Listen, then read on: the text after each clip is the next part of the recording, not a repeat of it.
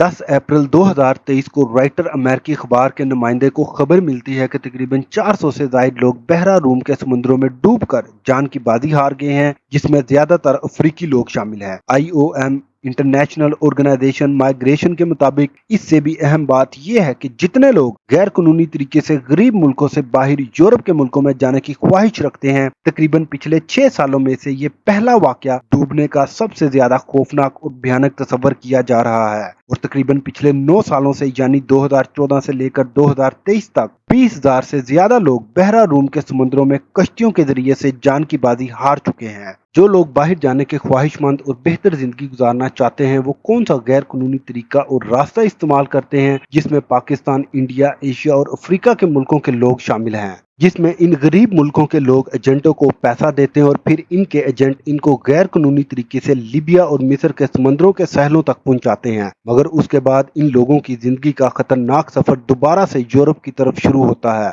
और जो ये लोग मरकजी रास्ता गैर कानूनी तौर पर इस्तेमाल करते हैं, वो मरकजी रास्ता मराकश से स्पेन तक मगरब की क्रॉसिंग करना है। IOM international organization migration director general Antonio का कहना था, जिन मुल्कों के लोग हर साल बेहतर जिंदगी रोटी की तलाश में बहरा रूम के समुद्रों में डूबकर जान की बाजी हार जाते हैं, उन मुल्कों की रियासतों को जवाब देना होगा और एक जान का भी नुकसान नाकाबिले बर्दाश्त और तलाफी है। IOM के मुताबिक अगर हम खास तौर पर इस केस के हवाले से बात करें, जहां पर 441 लोग बहरा रूम के पानियों में डूब चुके हैं, इनमें से आधे से ज्यादा मुल्कों के लोगों की क़यादत की इमदादी कार्रवाइयों में तखीर होने की वजह से जान की बाजी हार गए। अगर मुल्क की रियासतें इमदादी कार्रवाइयों में तखीर न करती तो आधे से ज्यादा लोगों की जान को बचाया जा सकता था। मगर एक बात जहन में हमेशा के लिए इस तरह रख ले, जैसे कि ये जिंदगी का पहला और आखिरी असूल है, गैर कानूनी तरीके से बाहर जाने का हरगिज ना सोचें, क्योंकि गैर कानूनी तरीके से बाहर जाने में 100% जिंदगी जाया होने के चांसेस शामिल होते हैं।